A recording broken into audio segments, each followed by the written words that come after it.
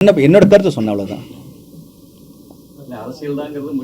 நல்ல விஷயம், நல்ல விஷயம் சார். நான் என்னை பொறுத்த வரைக்கும் யார் மக்களுக்கு நல்லது பண்ணுறாங்களோ கண்டிப்பாக அவங்களை சப்போர்ட் பண்ணுவேன். அது யாராக இருந்தாலும். அது நீங்கள் தான் சொல்லணும், மக்கள் தான் தீர்ப்பு கொடுங்க அதுக்கு. சார் யார் நல்லது பண்ணால் கண்டிப்பாக ஆதரவு இருக்கும் சார். சரிங்க. ஓகே. ரொம்ப நாளைக்கு அப்புறம் ஒரு நடவடிக்கை ஆகுது. இந்த நடவடிக்கை எப்படி பார்க்குறீங்க? ஒரு மனுஷனுக்கு கேன்சர் வரும்போது ரொம்ப கஷ்டமாக இருக்கும். அதுக்கு என்ன மெடிசன் தெரியாமல் சுற்றிட்டு இருப்போம். அது அந்த நோய் எப்படி வருது கண்டுபிடிச்சி அதை எராடிக் பண்ணும்போது அந்த டோட்டலாக ஒரு சந்தோஷமான விஷயம். அவங்க என்னென்ன ஒரு இண்டஸ்ட்ரியை டிஸ்ட்ராய் பண்ணுறாங்க. இந்த பைரசி ஒரு டோட்டல் இண்டஸ்ட்ரி ஒரு ப்ரொடியூசரோட அவருடைய காசு, அவரோட பணம், அவருக்கு வர வேண்டிய லாபம் உடனே ஒரே நைட்டில் காண போயிடுது. அதே மாதிரி ஒரு டேரக்டர் சரி, ஒரு ஹீரோ சரி, அவங்க பட்ட கஷ்டங்கள் அது எல்லாமே இல்லீகலாக வெளில வரும்போது எல்லாருக்குமே கஷ்டமாக இருக்குது. ஸோ அதனால் இப்போது இது நடந்தது. இது வெரி ஹாப்பி நியூஸ்.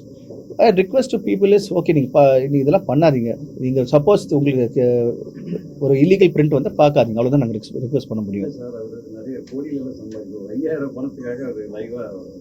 சார். அதான் சார், திருட பெருசாக திருட மாட்ட மாட்டான். இந்த 2 ரூபாய் மாற்ற கேஸ் தான் அந்த கேஸ் எதுவும், அவ்வளோதான்.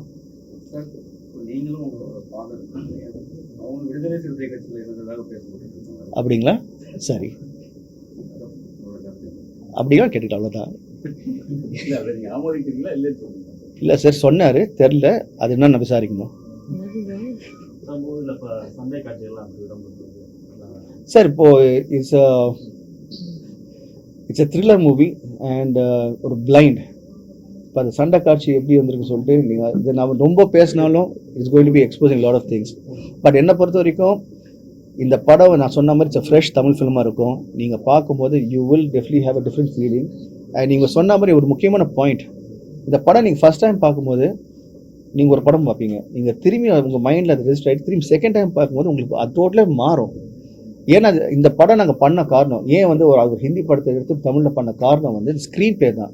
ரொம்ப இன்டெலிஜென்டான ஸ்க்ரீன் பிளே, ரொம்ப அழகாக இந்த படத்தை அந்த டைரக்டர் அழகாக எழுதியிருக்காரு. ஸோ அந்த ஒரு காரணத்துக்காக தான் நாங்கள் இப்போ தமிழில் பண்ணோம்.